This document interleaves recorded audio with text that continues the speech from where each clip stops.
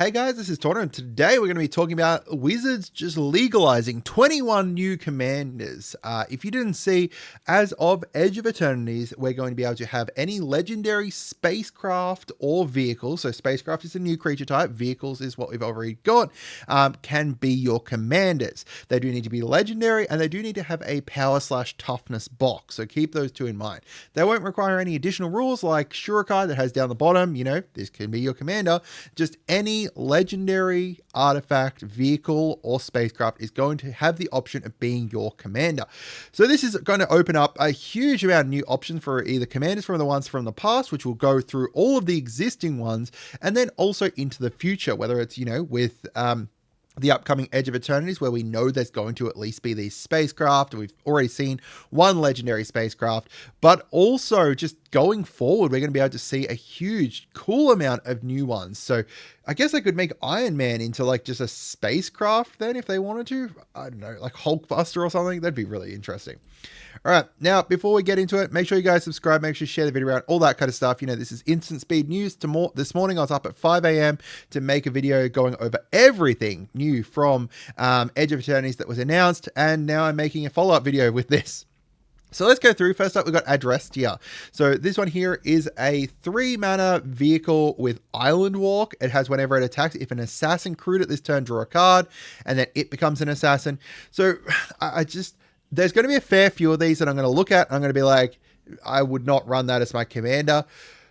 People could run it as their commander, obviously, and if you wanted to build around it, go ahead. I would be very interested to see what kind of deck you built around this, but there's a lot of them are going to be like, this is colorless, and for you to be able to activate its ability, you need something special, so probably don't. There's like so many different options that are better. So Adressia, for example, needs an assassin to crew it, right? To be able to draw the cards and everything. There is no colorless assassins. There is colorless shapeshifters or colorless ones that you can choose like a creature type when it comes in and everything, which is probably what you're going to have to run in the deck and stuff. But I feel like just nearly every other assassin is going to be a better commander than running the Adressia as your commander. It would be cool and interesting, don't get me wrong, a very, very unique commander. But yeah, I feel like there's just so many different options that are just way better. Next up, we've got Bessie, the Doctor's Roadster. Yeah, this is going to be very similar. You've got a 2-mana hasted vehicle that whenever it attacks, another target legendary can't be blocked this turn. I don't know. It would be freaking hilarious to run this as like a commander with like an Eldrazi deck, and then your Eldrazi can't be blocked, just because that sounds really funny.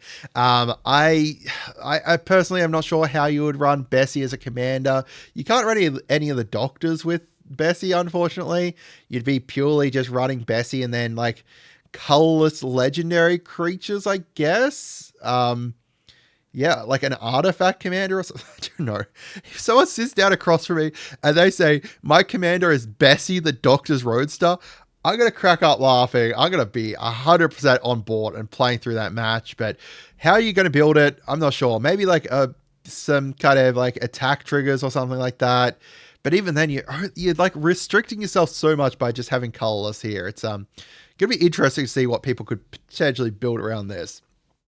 Next up, the first like serious one here is Essicas Chariot. So Essicas Chariot, when it enters, create 2/2/2 green cat creature tokens. Whenever the chariot attacks, create a token that's a copy of target token you control. Now that is an interesting one. You could do some very interesting tokens in mono green even.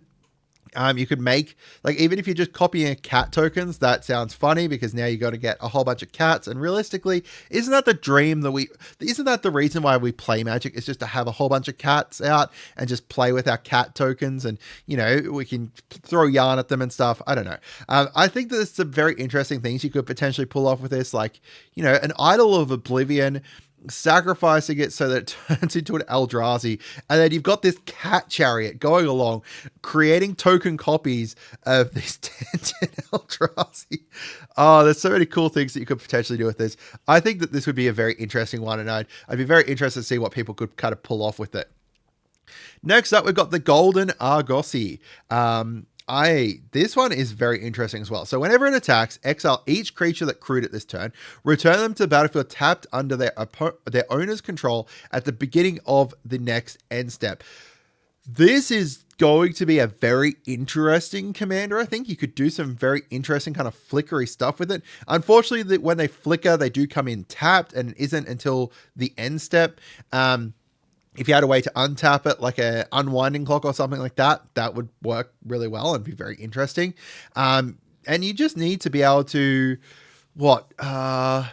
you just need to have some good ETBs. Panharmonicon would work well with it. You could easily run this as a commander, like a mass flicker as your commander. It's like an Abdel Adrian kind of deck. I think that's how you pronounce his name. From Baldur's Gate, I think it is, where it's like, the mass flicker, except this time around, you don't need him to leave the battlefield. It's just at the next end step, they all come back in. Yeah, I could easily see someone building a very interesting deck around this. We've got Grond the Gatebreaker, and realistically, this is the whole reason that they went with this, right? Like, to just be able to have Grond be this big beastie. I don't know. You've got mono black, you need to have an army attached to it, so you could easily do this because of the fact there's a whole bunch of Lord of the Rings things that were mono black that created army tokens and stuff. I think this, I don't know, this is more like a meme, I think, right? Like, there's just going to be better options for nearly everything this thing wants to do. But again, there's people who build meme commanders. This seems like it'd be freaking hilarious. Someone sits across from you and they're like, I'm going to be playing Grond the Gatebreaker. And you put it down and they're like, that's a vehicle, dude. Why are you playing this? What is the point? I just want to make my Gatebreaker break you. That's it. Yeah, I could see this being a very interesting commander too. Not a good one. Get me wrong. An interesting one. We've got Heart of Kieran here. Flying, Vigilance, Crew 3. You may remove a loyalty counter from a planeswalker you control rather than pay the Heart of Kieran's crew cost. No, I just don't think this one's worth it in any way. Removing loyalty counters to make this into a, even like Golden Argosi is better option than that. We got the Jackdaw. This one, oh boy, this one actually is very interesting and I love it. So, whenever the Jackdaw deals combat damage to a player, you may discard your whole hand. If you do, draw a card for each artifact you control. Now, that is incredibly abusable, right? You're just going to discard your whole hand. Let's say you've got treasures. You're in red and blue. You're going to have so many freaking treasures out there. You're going to be able to do so much. You can build a pirate deck around this, right? Run the Jackdaw as your commander. Maybe I'll do that. Maybe I'll replace my Captain Howler deck with a Jackdaw deck. I just kind of like it. I think it's a very interesting one. You get to draw potentially a huge amount of cards. You don't need to do that discard either. It's a decent stat line as well for 4/4. Personally, I think this one is actually semi-usable and a semi-interesting commander. We've got Parhelion 2. So it's got flying, first strike, vigilance. It costs you 8. You're in mono white. Good luck getting there before you're dead. It's got crew 4. So once you do get to attack with it, you do get to create 2 white angel creature tokens that are flying, vigilance, and attacking, which is huge, right? That's absolutely great. If you put this in your command zone, though, it's over in your command zone. This thing is begging for you to put it in the graveyard and then reanimate it with Grease Fang or something. Not have it sit in your command zone and then you have to actually cast it. And you're then also restricted to just mono white. It would be interesting. And I think that, if you're building like a Angels deck, you could potentially look into this, because then also you're not kind of building a Giada deck and then everyone, you're relying on your Giada, or you're relying on, whatever your commander is. No, I've got the Parhelion over here. I'm playing my random deck. My deck's random. I'm going to be pulling out whatever Angels I've got here. And then at the end, once I've hit you down with a whole bunch of Angels, I'm bringing out this huge freaking, look at this thing. It is a Sky Fortress. I bring in a Sky Fortress. I'm swinging that at you. You're going to be taking, the 5 from this. Plus, you've got 2 Angels coming into. It's very interesting and very cool. We got the RS. Have you ever wanted to hit someone with the freaking Titanic? Now's your chance. You get to create treasure tokens. It is a great card. I love it. It's very, very fun. As a commander, it's interesting, that's for sure. And if you bring this out as your commander, I applaud you. It is really, really cool. I love it. Flying, trample, deals combat damage to someone. You sacrifice it, then create tokens. You could sacrifice, bring in, get 7 tokens. Yeah, it's really cool. We've got Sky Sovereign Consul Flagship. Whenever it enters or attacks, it's going to deal 3 damage to target creature or planeswalker an opponent controls.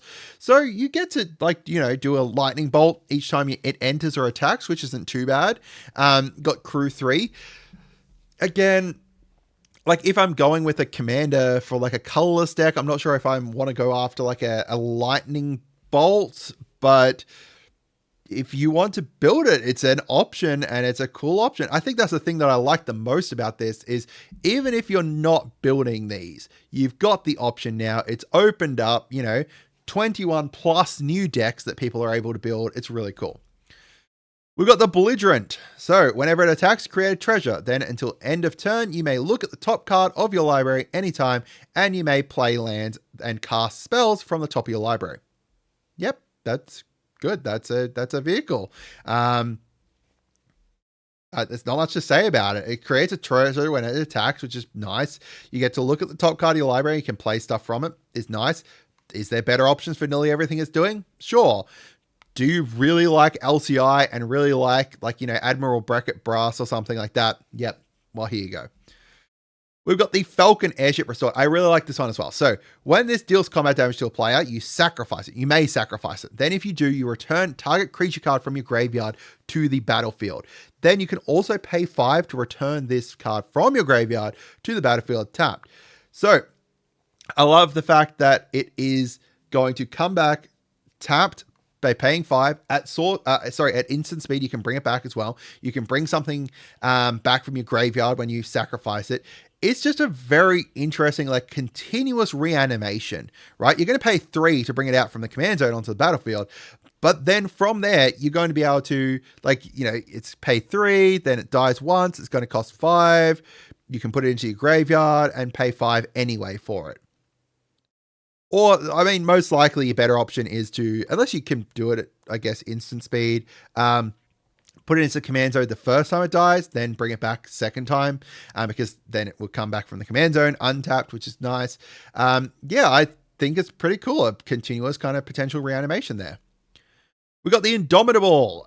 Trample. Whenever a creature you control deals combat damage to a player, draw a card. So it's got that Bided of Thassa kind of stuff. Crew 3, and then if you control 3 or more tapped pirates or vehicles, you can play this from your graveyard. Yeah, that's great, right? If you want to go mono blue pirates and vehicles, the Indomitable is a really cool ship. I really like it. It's very interesting. Actually, wait, I don't know if the Belligerent's from I think the Indomitable spec is Brass's ship. I don't know what the Belligerent is. We got the Last Ride. Oh, this is very interesting. So you pay black. Now, obviously, this is a turn 1 play, right? You play a swamp, you play the Last Ride, and now you've got basically greed in the command zone. That's very interesting. You're not going to actually use it, use it as a vehicle for quite a bit because you're going to have a higher life total most likely. But you've got that card draw there, consistently able to be doing card draw. That's good. I think that one's not too bad. I think you could make some very interesting decks around it. We got the Lunar Whale, very similar to the Belligerent, but this one lets you look at the top card of your library at any time, and then you can play the top card of your library as long as it's attacked. Doesn't let you create a treasure, but does let you look at it any time. It does have flying, so it's less likely to get blocked. It is also mono blue as opposed to red blue. We got the Prima Vista. So whenever you cast a non-creature spell, if at least 4 mana was spent to cast it, the Prima Vista becomes an artifact creature until end of turn. So you play this on turn 5, or potentially earlier. I don't know. You're in mono blue, so you're not ramping a huge amount. Maybe turn 4. Yeah, I guess turn 4 or turn 3 if you really got lucky with your mana rocks, I guess. Then once you start casting your big kind of spells, this is going to become... You could make it like a mono blue artifact deck around this, definitely. Yeah, you could build this as a commander. I think there's better options for sure for nearly everything this thing's doing, but still, it's an option. The Pride and Steel Flagship. Now, I like this one as well. Whenever a non-token artifact you control enters the battlefield under your control, you're going to create a 2/2 white human knight with if a artifact is entered, it has +2/+2. So essentially a 4/4 as long as a non-token artifact. Mono white artifacts, non-tokens as well. You could do stuff with this. This would be interesting. It doesn't need to be it's actually interesting. It's kind of like having an enchantment in the command zone, because this is like, you don't even need to crew this necessarily. It's useful to crew it, especially because you have a whole bunch of tokens potentially. But even this part here is pretty decent. Although it does cost freaking 6. Good luck casting it. The Regalia. I kind of wish the Regalia was like 5 color now, because this would be very interesting to have this as your commander and then have all the boys in your deck. So this has haste. Whenever it attacks, reveal cards from the top of your library until you reveal a land. Put that land onto the battlefield. So it's just a mono, a colorless ramp card. Did I end up putting one of these in my new Ultima deck? Because I just realized if I have that in my Ultima deck, I can put like Emrakul into the Regalia, which is just, yeah, that's an option. Yeah, so you're just going to be looking for your wastes, I guess, with this, or yeah, wastes or other lands. It could get any lands, which is interesting. It's not a great commander. Yeah, I don't know. It's a mono, what? Colorless landfall. I don't think there's any colorless landfall stuff. Or there's like Sundial. There's not very many colorless landfall stuff, but it's an option if you want to run it. Valor's Flagship. This one doesn't really do all that great because of the fact that it needs to be like cycled to be able to get a second option. But you do have that flying first strike lifelink. I think that if I was running this, I would prefer to run the Parhelion or whatever it was, the big flying angel one. It's an option if you wanted to, but yeah, it's not the best in my opinion. The Weatherlight, when it deals combat damage to a player, look at the top 5 of your library. You reveal a historic from it, 1 historic, put that into your hand. So it's just card draw whenever it deals damage. Yeah, it's an option. I don't think it's a great option, this one. Not a very interesting option. It's just deal combat damage, look for a historic, put it into your hand. Like Ash, the new Ash from Final Fantasy does similar, except it's just artifacts. I guess this is historics, but then you're in colorless, so what other historics are you getting besides, I guess, legendary creatures? Yeah. I don't know. I don't think this one's great, but, you know, you've got the option. And then finally, the Weatherlight Completed. So this one's a bit more interesting, at least. So if it has 4 or more Phyresis counters on it, it's a Phyrexian. Whenever a Phyrexian creature, so it becomes a creature forever then. Whenever a creature you control dies, put a Phyresis counter on Weatherlight Completed. Then draw a card if it has 7 or more Phyresis counters on it, if it doesn't scry one.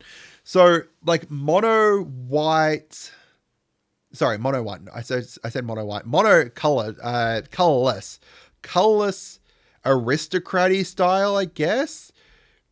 Interesting. I think you could do some interesting stuff with this, and I would be very interested to see what people pull off with this. I don't think it's the best of cards again, but I do think it's an option and a very interesting one. So these are my picks as to which ones I think are the most interesting. Some of them are memey, like RMS Titanic, I think is a memey one. I don't think that most people are going to do it, but I think it would be very funny to do. Essicas Chariot, again, I think it's a bit more memey, but you could pull off some bonkers stuff with that. The best ones I think in here are Golden Argosi, the Jackdaw, and maybe the Falcon, like these 3 here. The Falcon Airship Restored, because it's got the reanimation on it. The last ride's very interesting as well, because it's just going to be like, as I said, like a greed in the command zone kind of thing, which would be very interesting. I'd love to hear from you guys though. Are you guys going to build any of these? Let me know. I hope you guys had a wonderful day and goodbye.